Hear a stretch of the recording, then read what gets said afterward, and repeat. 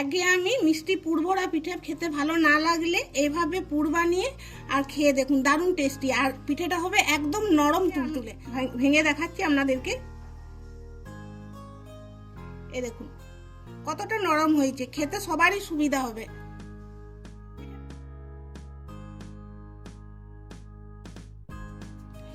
নমস্কার বন্ধুরা, ক্রিয়েটিভ ফ্যামিলিতে আপনাদের সবাইকে স্বাগত জানিয়ে চলে এসেছি আরও একটি নতুন রেসিপি নিয়ে। আজকে আমি ঝাল তিলের পুর ভরা পিঠে বানিয়ে আপনাদেরকে দেখাবো। একদম ইউনিক এই পিঠেটা। এখানে আমি পরিমাণ মতো সাদা তিল নিয়েছি, আর এই তিলটা আগে থেকে ধুয়ে ভালো করে রোদে শুকিয়ে রেখে দিয়েছি। এগুলো প্রথমে আমি ভেজে নিচ্ছি। কড়াইটা গরম হতে বসিয়ে দিয়েছি, এটা হালকা আঁচে লাল করে এই তিলটা ভেজে নিচ্ছি। এই দেখুন তিলগুলো লাল করে ভেজে নিয়েছি। তখন দেখবেন যে তিল থেকে একটা সুন্দর গন্ধ উঠেছে, তখনই বুঝতে হবে এটা ভাজা হয়ে গেছে। আর তিলটা সাদা রাখলে চলবে না, কাঁচা থাকবে। এরকম হালকা আঁচে লাল করে ভেজে নিতে হবে, কিন্তু পুরানো চলবে না। এবার এই তিলটাকে আমি নামিয়ে নিচ্ছি।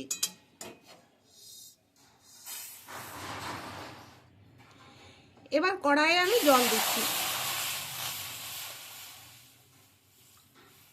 1.5 বাটি জল দিলাম।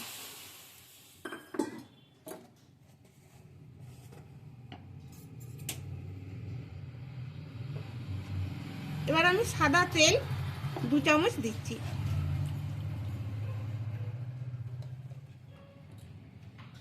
দিচ্ছি অল্প একটু নুন। এবার এই জলটা ফুটে উঠুক। এবার দেখুন এই জলটা যখন এইরকমই টকবক করে ফুটবে, সেই সময়তেই আমি দেবো এখানে 1 বাটি সিদ্ধ চালের গুঁড়ো নিয়েছি। ওই বাটিরই 3 ভাগের 1 ভাগ নিচ্ছি গমের আটা।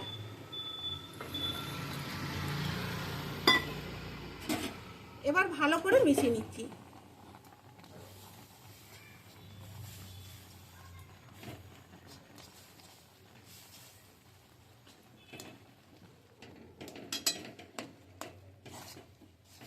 গ্যাসের আঁচটা এখন একদম আমি কমিয়ে দিলাম।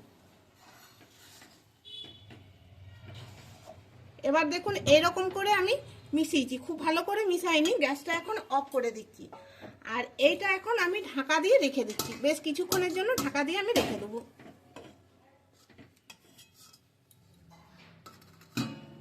কিছুক্ষণ পর আপনাদেরকে দেখাচ্ছি। এবার এই তিলটা ঠান্ডা হয়ে গেছে, আমি তিলটাকে গুঁড়ো করে নিচ্ছি।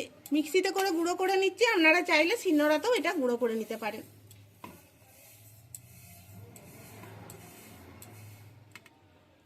এটা আধ ঘন্টা পর আপনাদেরকে দেখাচ্ছি।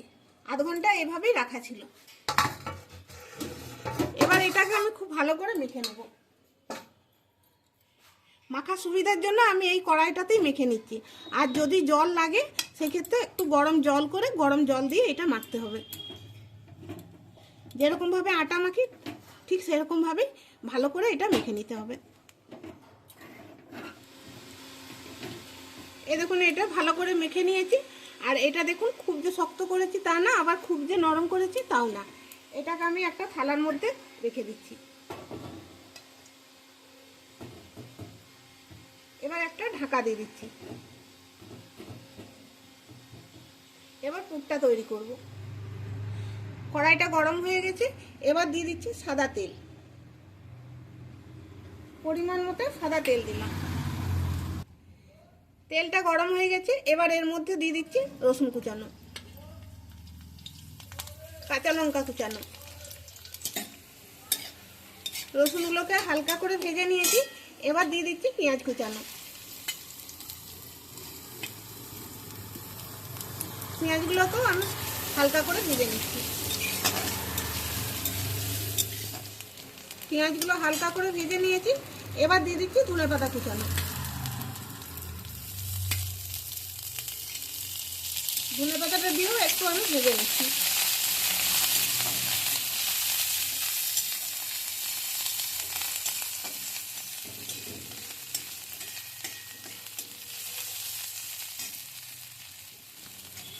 এবার দেখুন তিলটা যেটা আমি গুঁড়িয়েছি এইভাবে গুঁড়ো করেছি। খুব যে মিহি করেছি তাও করিনি, আবার খুব যে খচখচা রেখেছি তাও রাখিনি। একটু দানা দানা ভাব আছে। তিলটা এর মধ্যে ঢেলে দিচ্ছি। এবার দিচ্ছি স্বাদ মতো নুন, অল্প একটু চিনি। এবার ভালো করে মিশিয়ে নিচ্ছি।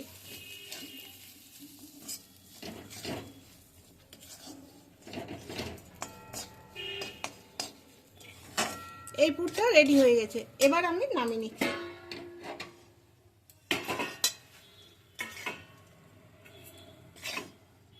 এটা একটু ঠান্ডা করে নেব। এবার এই ডো থেকে অল্প অল্প করে আমি লেচি কেটে নেব। সাইজটা নিজের নিজের পছন্দ অনুযায়ী করতে হবে, আর হাতে একটুকু জল লাগিয়ে নিতে হবে।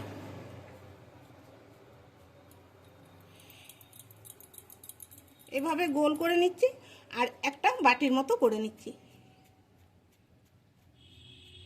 এটা যদি ঠিকঠাক মাখা হয় তাহলে অতটা ফাটে না। এই দেখুন বাটিটা আমি তৈরি করছি, কত সুন্দর হচ্ছে, ফাটছে না। এবার এটা একটা সাইডে রাখছি।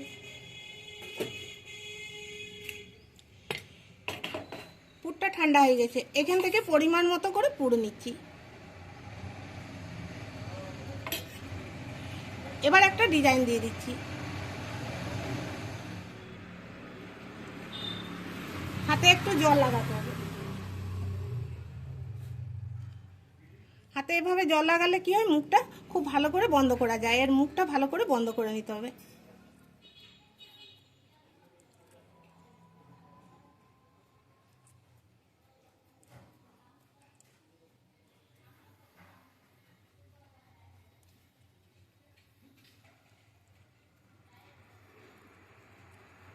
এই দেখুন এরকম একটা ডিজাইনের আমি এইরকমভাবে পিঠেগুলো তৈরি করে নিচ্ছি।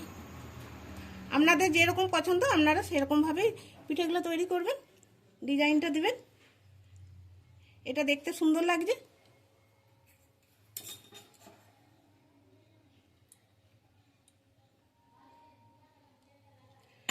বাকি পিঠেগুলো এভাবেই আমি বানিয়ে নিচ্ছি। সব পিঠেগুলো গড়ে নেওয়া হয়ে গেছে। এবার দেখুন এখানে হাঁড়িতে আমি জল গরম করতে বসিয়েছি। জলটা একদম ফুটবো ফুটবো মতো হয়ে গেছে। এবার এতে একটা ছিদ্র করা থালা বসিয়ে দিলাম। এবারে এই পিঠেগুলো আমি সিদ্ধ করতে বসিয়ে দিচ্ছি।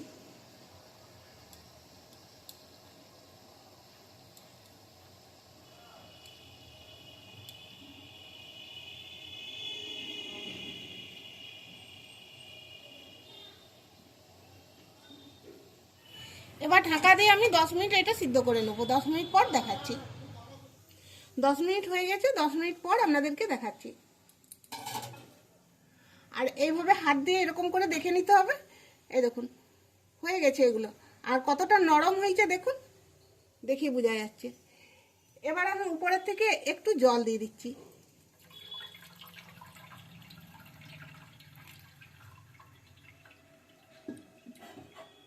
জল দিলে কি হয়, পিঠেটাতে যে আঠালো একটা ভাব থাকে সেটা হয় না। এবার আমি নামিয়ে নিচ্ছি, আর তুলতেও সুবিধা হয়।